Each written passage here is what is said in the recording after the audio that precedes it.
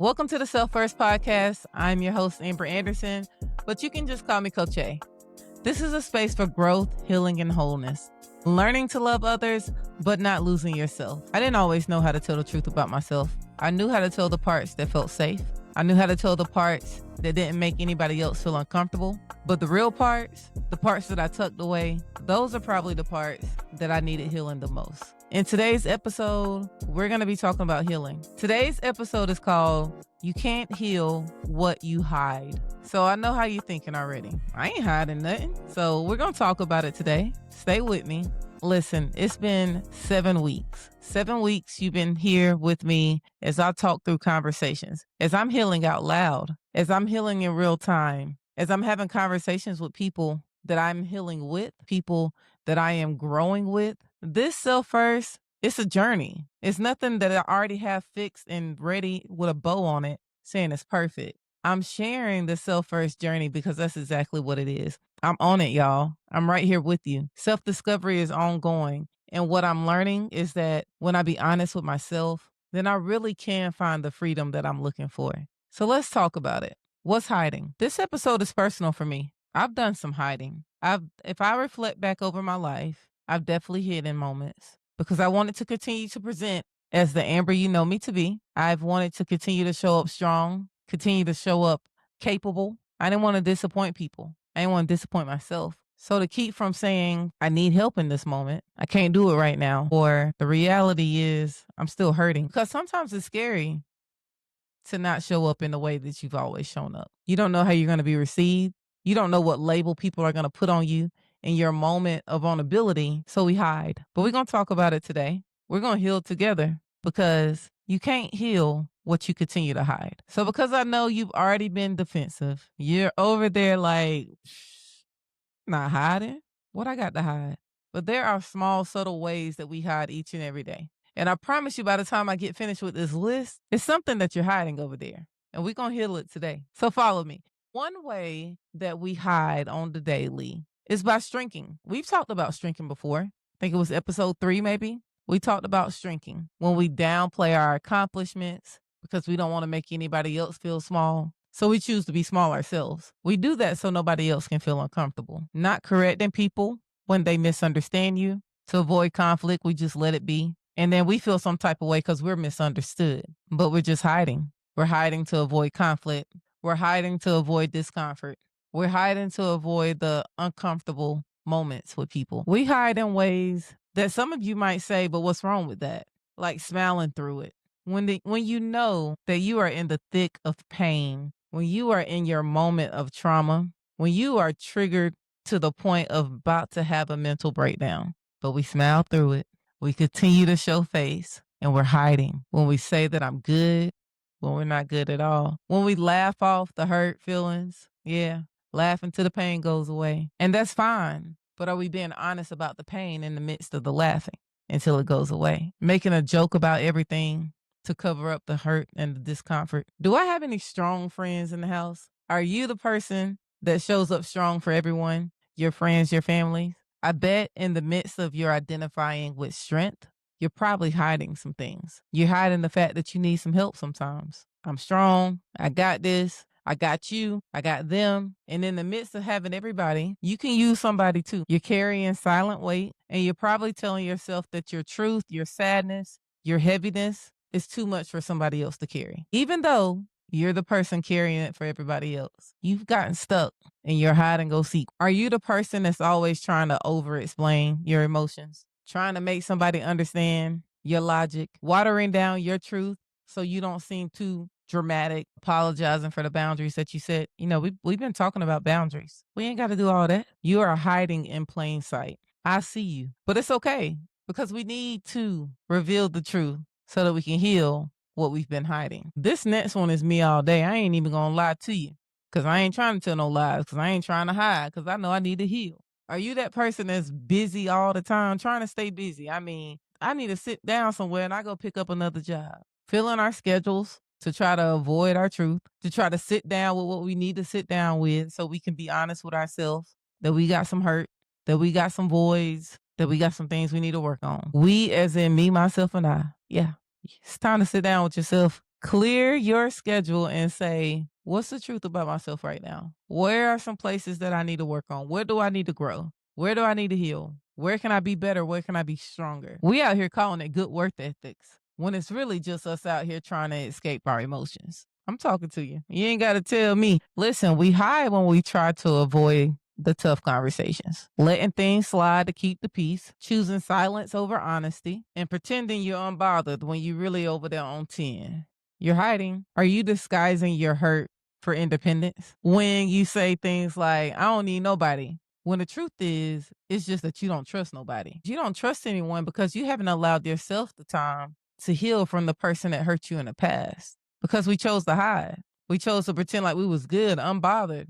But we really needed to take the time to heal. But we can't heal what we hide. So because we don't heal, we sit here and we tell ourselves things like, I don't trust nobody. I don't need nobody. We can use somebody. But you don't trust people because you don't trust yourself because you haven't done the self-work to heal it in the first place. But we can fix that today. We can work on that today because we being real about it. We're going to be upfront and honest with ourselves. No more hide and go seek over here. We're going to find out today. So which one of these sound like you? When was the last time that you said that you were fine when you really weren't? So I just gave you all about a good 6, 7 type of ways that we definitely hide. We hide on a daily. The one that sticks out for me the most is being the strong one, being the strong friend, strong family member. And if I can be honest for a moment and a little bit vulnerable, I've lost a lot of people in my life, a lot of people to death. Starting from a young age, I lost uncles, I lost aunts, I've lost people that I was close to. A lot of family deaths in my teenage years and young adult life. And if you ask my family right now, Amber's the strong one.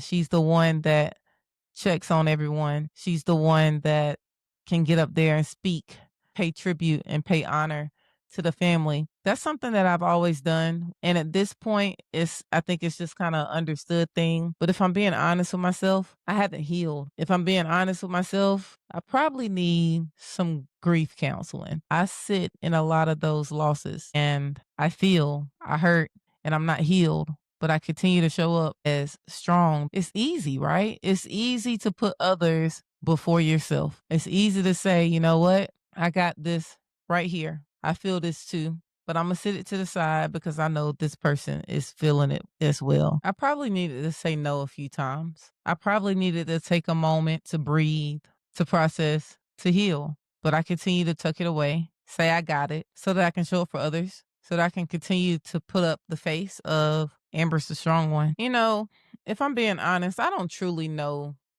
a struggle life. That was a big thing that I used to feel when I was younger. If my brother-in-law was listening, he reminded me this at one point when I encountered my first storm, like real storm in my life that I felt like I couldn't get through. But he reminded me that I used to say something when I was younger and really involved in the church and understanding that we all come from a story, from a testimony. And I used to say things like, I don't have a testimony. I don't have that struggle feel. I didn't, I grew up in a home where I felt like I had all the things that I needed. And if there was something that I was lacking, I wasn't aware of. So I used to say, I don't have a story. I don't have a testimony. And because I felt like I didn't have those things or I didn't feel those things, I used to often downplay the things that were my truth, the moments where I was hurting, the moments where I might have needed somebody's help. I might have been depressed because they felt small compared to what I felt like others was going through in life. You know what I'm saying? Like there's times where you are telling yourself someone has it worse than you. So because that is somebody's truth, you discredit your own truth. You don't acknowledge your own truth and you can't heal what you hide. So if we continue to hide what's true to us, even if it might be something small compared to somebody else, it's big in your life right now. It's big in this moment. It's something big that you're hung up over. Yeah, I've downplayed what was hard for me and what broke my spirit. And I continue to show up as everything was okay. I continue to show up as strong and able. I continue to say, I got this. And we all do it, right? Like, this is our norm. What I'm telling you that we need to address is it really has become our norm, right? It's your norm to be the strong friend. It's your norm to say I'm okay. It's your norm to continue to shrink in places to not make other people feel uncomfortable. I feel very confident in saying that we've all done it in some way, shape, or form. But the truth is, because we've done these things, we're walking around with unclaimed trauma that's going to continue to be trauma because we haven't taken the time to identify the trauma, trauma that's going to continue to show up because we've decided to hide it for whatever reasons. We hide because of fear, because of shame. That's a big one for me. If you've been around me, then you know that I talk a lot about the guilt and shame that gets me hung up in life. We hide because we feel protected in our hiddenness. We hide in fear of judgment and disappointment. Who taught you that you had to be the strong one? Now, seriously, like, who put that label on you? Was it yourself? Was it the people that you showed up for? Was it because you seen a strong mom and a strong grandmother and a strong aunt, and you just feel like all the women in your life have been strong, so you got to show up strong too? What part of you are you protecting by staying silent? Why is it we don't tell people when we're hurt? What's the root behind that? Could the root be because I'm scared they won't care? I don't want to look dramatic. I've learned to keep the peace. I don't trust people to be real with me or to honor my truth. Is it that you think that your feelings are a burden? There are layers behind our hiding. There's a root that become a stem, that become some petals, and it all just continues to build in layers. I stay busy all the time. What's the root? Could the root be I don't want to sit with my thoughts? When I sit with my thoughts, the truth comes out. And that feels unsafe. It feels uncomfortable. Is it that productivity makes you feel value? And when you're not doing things, you don't feel the value. And it reminds you that you're not healing. Avoidance is a lot easier than honesty. You already know what you do. You stay quiet. You shrink. You hide, but you don't always know the why. So take a moment to do the inventory. Why have I identified in this way? Is it because it's who I really am? Or is it because it's who I feel like I need to be? The fear, the shame, the childhood conditioning, the patterns, the role playing, the survival, and the wound behind the habit. And while you started this episode saying, I ain't hiding, now you're sitting here probably saying, man, that might be me. It's okay. It's okay. Self first. We got to do the work. And this is revelation. This is a moment of truth. This is a moment to be vulnerable with yourself. Trust yourself to be true to yourself so that we can do the work. Because there's a cost to our hiding. It can cost us relationships in real ways, in real time. False expectations. When we hide our truth, it doesn't allow people to show up in the way that they desire to show up. So now the foundation of the friendship, the relationship, is built on lies. It's not built on truth. Truth is I'm tired. Sound like I was about to sing a Tamala Man song, right? But truth is, like, I'm tired. Truth is, I'm hurting. Truth is, I haven't healed from this. Truth is, this is heavy. Truth is, I got some more work to do. And when you give truth in these relationships, in these friendships, then it allows people the space to give you grace. It allows people the opportunity to show up for you in ways that you've shown up for them. And it allows them to have real expectations instead of the false ones that's built on false labels that you've chosen to wear to hide what you need to heal from. And let's be honest, it's hard to be secure in yourself when you're not true to yourself. You can never be secure in your hiding. Think about a real game of hide and go seek. 1 Mississippi, 2 Mississippi, and you hiding somewhere behind a bush, and you antsy, and you nervous, and you scared to be found. Think about being in a intruder situation. I've never sat in hiding and felt comfortable and felt safe and felt secure. I was always looking around worried, what's going to be discovered? And the same is true when we find ourselves hiding in life. Can't find security, can't find certainty, can't find safety. So you're walking around with low self-esteem, low courage, anxiety, and fear because you're hiding what really needs to be healed. And it's hard to receive love that way because how can you trust yourself with people when you can't even trust yourself with you? Yeah, think on that. What are you carrying along that you haven't talked about? Is it time to open up? Healing matters. It's easier to hide because it's harder to work through healing. You can't heal what you don't reveal, and you can't reveal what you don't unveil. What do you need to pull the veils back off of so that you can expose yourself in a vulnerable way, not to be disappointed, not to be judged, but in a way of, you know what, this is my truth and I don't have to stay here anymore. I can work towards healing because now I've unveiled, revealed, so it's time to heal. You know, it's a Lauryn Hill song that says, "How you gonna win when you ain't right within?" And I know that's a totally different context. It's coming from probably people that's doing wrong and evil in their life.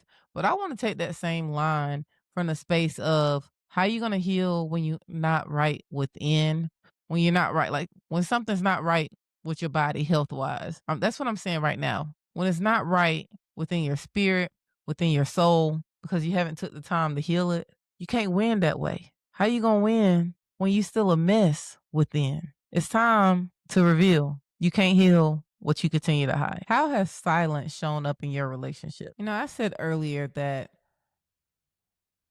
when I was younger, I felt like I didn't have a story, I didn't have a testimony.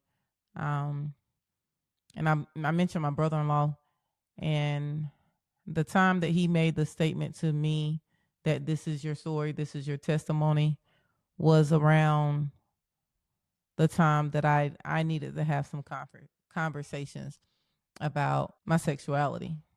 And I've been back and forth with myself about even talking about that on this episode, because I don't want to be the gay person with a podcast.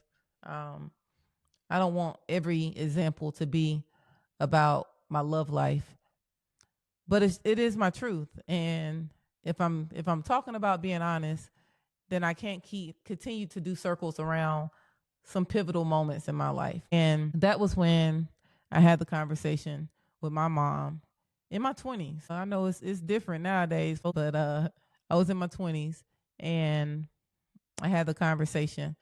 And my mom didn't handle it well at all. So as a person who didn't want to disappoint my parent, instead of continuing to reveal and live in my truth, I started to hide. I started to shrink. And for probably close to another year, we didn't have a conversation again about Amber's love interest. And it put a wedge between relationships in my life. It caused me to struggle with finding my true self because I wasn't always being my true self in spaces. But it was easier for me to keep the peace than to cause discomfort in my truth. But after a year of hiding, I wrote my mom a letter. I put it in her mailbox, and I'm assuming she read it one day because we never talked about it again. Not in a negative way. She was supportive of me. She stood up for me. She was ready to fight battles for me, and she loved me. She loves me more than anybody else loves me in this world. But in my truth, in the beginning, those moments was very uncomfortable, to the point of when I was in my room crying because I broke my mom's heart, my brother-in-law came to me and he lifted me up. I couldn't play strong in that moment. I couldn't be unbothered. I could only be what was real for me in that moment. And thank goodness that because of my truth in that moment, it allowed my brother-in-law to show up for me. Being honest felt scary and uncomfortable, but it was freeing at the same time. And because I chose to be honest and stand firm in my honesty, it repositioned people. It allowed people the opportunity to be strong for me while I might have been struggling. It allowed me to reposition the places that I entertain, because in my hiding, I was entertaining spaces and places for community and safety when I really had those things. I just hid my truth from them out of fear of rejection, out of fear of disappointment, out of fear of judgment. I was able to consider myself based off of my truth instead of continuing to neglect myself because of the lies that I told myself of who I was. And it took courage. This ain't easy work, y'all. I don't know too much self-first work that's going to be easy, because it's natural to put everything and everyone else first. Listen, healing is a decision. It's not a destination. No one's going to tell you when you have arrived. But if you continue to make the decision each and every day to do the work to heal, I promise you, you're going to get to a space that feels safe, that feels like healing. So what does healing look like in real time? Naming your truth. What truth is it that you need to name today? I am a strong believer in journaling. Journal, write it down. Be honest with yourself on the pages. Nobody got time to be writing down a whole bunch of fluff. We're not writing no fiction stories over here. We writing autobiographies. This is the real truth about who we are. This is how we heal in real time. by journaling, by praying, by asking God for revelation if that's who you are and what you do. Talk to a safe person. Who is your safe person? I'm not telling you to talk to the world like me. This might not be what you call to. Matter of fact, it's probably not. But find your safe person. Start talking to them. Can I be real with you? Can I tell you my truth?